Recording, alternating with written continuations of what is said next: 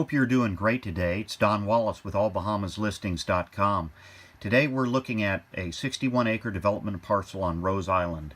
And if you're not familiar with Rose Island, I'll make you familiar with it real quick. This is Nassau. This is the main island of New Providence. You'd be flying in over here to the left somewhere. And then this is Paradise Island here, where Atlantis is, and also Ocean Club Estates. Rose Island's right here.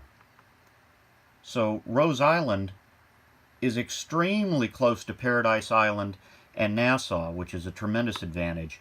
A lot of folks think that you have to go a really long distance in order to get an island that feels completely private. That's not the case. Rose Island has all of the advantages of proximity to all the things you want to do on Paradise Island or Nassau without having to be in the middle of nowhere. It's such a short boating distance away from all of the excitement that Paradise Island has to offer. But when you get there, you feel like you're a million miles away, because it's nothing but endless beach and rocky shoreline and really high elevations by Bahamas standards. Some of those hills are really high, making for magnificent home sites.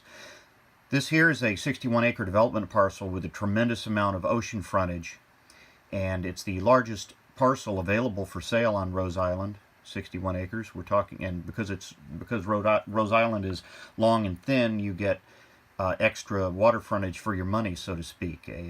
This will have far more water frontage than a circular parcel of the same acreage.